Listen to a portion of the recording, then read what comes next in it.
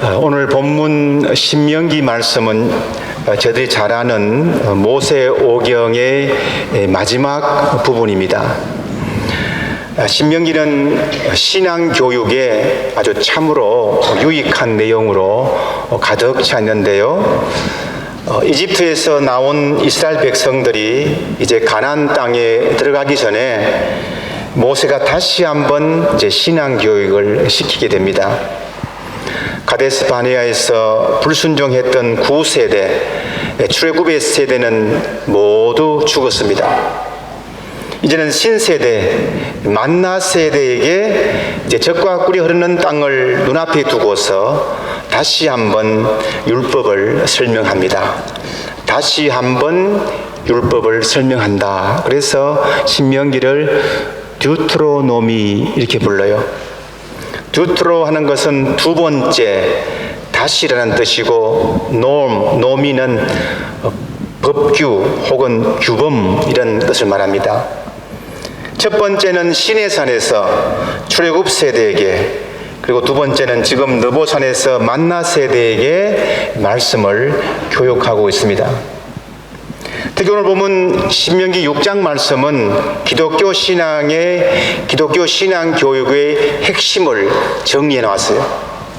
이것을 유대인들은 쉐마라고 불러요. 여러분, 쉐마라는 말을 가끔씩 많이 들어봤죠? 쉐마 교육 이렇게 하면서요. 귀가 따갑도록 자녀들에게 교육하고 있는 내용이 바로 이 쉐마 교육이에요.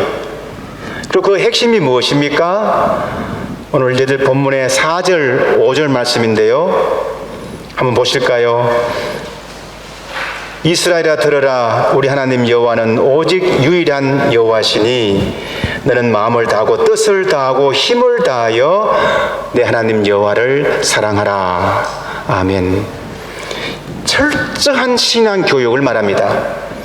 하나님만 예배의 대상이라는 것을 말씀하고 있습니다. 다른 신을 섬긴다고 하는 것은 말도 안 되는 소리입니다. 이제 곧 가나안 땅으로 들어갈 터인데 거기 가면은 이방 문화도 있고 고대 근동에 이방 신들이 많이 있는데 절대로 다른 신을 섬기면 안 되고 사랑과 능력이 많으신 오직 한 분이신 하나님께서 너희를 택하여 주신 백성으로 만들어 주신 그 하나님의 사랑과 은혜를 결코 잊어서는 안 된다라고 교육하고 있는 것입니다. 그래서 어떻게 하라고 합니까? 너의 모든 것을 바쳐서 하나님을 사랑하라. 너는 마음과 뜻과 힘을 다하여 여호와를 사랑하라 말씀합니다. 마음과 뜻과 힘이라고 하는 것은 우리의 지성과 감정과 의지를 총망라하는 것, 주저함 없이 두려움 없이 우리의 전부를 통째로 들여서 하나님을 사랑하라 하는 것입니다. 우리의 전생애를 통해서 하나님을 사랑하고 우리의 전생애를 통해서 하나님께 예배하는 것이, 이것이 신앙교육의 핵심입니다. 오늘 보면은 이것은 너무나 중요하기에 우리 자녀들에게 반드시 전달되어 교육되어져야 한다는 것을 말씀합니다. 오늘 본문 말씀을 한번 보시기 바랍니다. 먼 훗날 자녀들이 하나님의 말씀이 무엇이고 왜 우리가 그것을 지켜야 되느냐라고 이렇게 질문할 경우에 이렇게 답을 하라라고 아주 정답을 이렇게 보여주고 있어요. 20절 말씀인데요. 나중에 너희의 자녀가 주 너희 하나님이 너희에게 명령하신 훈령과 규례가 법도가 무엇이냐고 너희에게 묻거든 너희 자녀에게 이렇게 일러주어라. 그죠? 그리고 무엇이라고 일러주어라고 합니까? 24절, 21절에서 24절에 바로 그 내용이에요. 하나님의 구원 사건을 이야기해 주라는 것입니다. 하나님의 구원 역사는 이스라엘을 이집트로부터 구출받은 이집트의 종살이에서 구해준 사건, 바로 그 출애굽 사건을 말합니다. 21절부터 제가 다시 한번 쉬운 성경으로 읽어드립니다. 옛적에 우리는 이집트에서 바로의 노예로 있었으나 주께서 강한 손으로 우리를 이집트에서 이끌어내셨다. 그때 주께서는 우리가 보는 데서 놀라운 기적과 기이한 일로 이집트의 바로와 그의 온 집안을 치셨다. 주께서는 우리를 거기에 이끌어내시고 우리의 조상에게 맹세하신 대로 이 땅으로 우리를 데려오시고 이 땅을 우리에게 주셨다. 주께서 우리에게 이 모든 규례를 명하여 지키게 하시고 주 우리의 하나님을 예배하게 하셨다. 아멘. 출애굽 사건은요, 구약의 십자가와 같은 것입니다. 구약의 십자가라고 불립니다.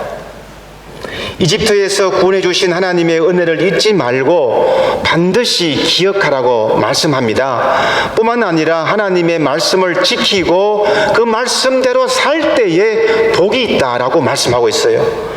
우리를 살리려고 말씀을 주신 것이고 우리에게 복을 주시기 위해서 말씀을 주신 것입니다. 이것을 알려주라는 거예요. 24절 말씀을 한번 보시기 바랍니다. 여호와께서 우리에게 이 모든 규례를 지키라 명령하셨으니 이는 우리가 우리 하나님 여호와를 경외하며 항상 복을 누리게 하기 위하심이며 또 여호와께서 우리를 오늘과 같이 살게 하려 하심이라. 아멘. 구원받은 하나님의 백성은 하나님을 믿어야 돼요. 구원받은 하나님의 백성은 하나님을 믿고 살아가야 한다는 것을 분명하게 알려주어야 된다는 것입니다. 하나님의 백성은 믿음으로 살아야 된다는 것입니다. 이것을 가르치라는 거예요. 본문 25절 말씀에서 우리가 주의 하나님의 앞에서 그가 우리에게 명령하신 이 모든 명령을 충실하게 지키면 그것이 우리의 의로움이 될 것이라. 아멘. 이것은 율법을 지키는 행위의 의로움이 아닙니다. 하나님의 구원을 믿고 말씀에 순종하면은 살 것이라고 하는 그 믿음을 말하는 거예요. 그 믿음이 우리를 의롭게 한다는 것입니다. 성경에서 말하는 의로움은요, 내가 무슨 착해서 아주 도덕적으로 발라서 의로운 게 아니에요. 하나님과의 관계에서 충실할 때 의로운 사람이라 부릅니다. 하나님과의 관계에서 성실한 것을 말합니다. 그것이 의로움입니다. 하나님은 그것을 원하십니다. 창세기 15장 6절에서 말씀하지요. 아브라함이 하나님을 믿으니 여호와께서 이를 뭐로 여기시고 의로 여기시고. 너무나 중요합니다. 사도 바울도 신약에서 수없이 인용했던 본문이에요. 아브라함의 믿음을 보시고 그 믿음을 의로 여기셨다는 것입니다. 저희들이 믿음으로 살아가야 합니다. 하나님과 올바른 관계로 일평생 살아가야 되고 이것이 가장 행복한 일이고 이것이 가장 바른 길이라는 것을 우리 자녀들에게 가르쳐야 된다는 거예요. 믿음의 유산을 말합니다. 신앙의 유산을 말합니다. 나는 믿음으로 이렇게 살았더니 하나님께서 나와 이렇게 함께 하셨다라고 하는 것을, 이런 산교육을 우리 자녀들에게 들려줘야 된다는 겁니다. 나만의 출애굽 스토리가 있어야 됩니다. 출애굽 스토리는 곧 구원의 이야기입니다. 그 스토리는 이렇게 구성이 되어요. 하나님이 우리를 어떻게 구원했습니까? 그 구원은 하나님의 전적인 은혜입니다. 출애굽의 목적은 또 무엇입니까? 구원받은 백성들이 어떻게 해야 됩니까? 구원의 목적은 하나님을 예배하는 삶이에요. 하나님과 응답하는 삶입니다. 하나님을 떠나지 않는 삶입니다. 그리고 힘들고 어려운 이 땅에서 이제 그렇다면 어떻게 살아가야 합니까? 믿음으로 살아가는 것이에요. 이것이 나의 출애굽 이야기의 주요 틀거리입니다. 은혜, 예배, 믿음. 저들에게도 이런 신앙의 스토리가 있어야 합니다.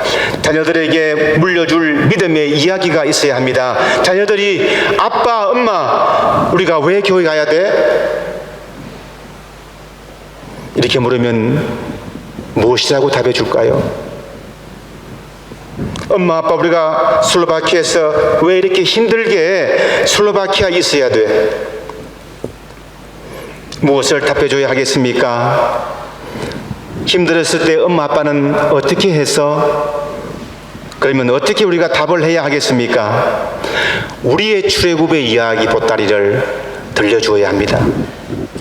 나만의 믿음의 사건을 들려줄 그 나만의 출애굽 이야기가 있어야 한다는 것입니다. 하나님의 은혜로 살았고 하나님께 예배를 드렸고 믿음으로 살았다고 하는 믿음의 유산이 있어야 되지 않겠습니까?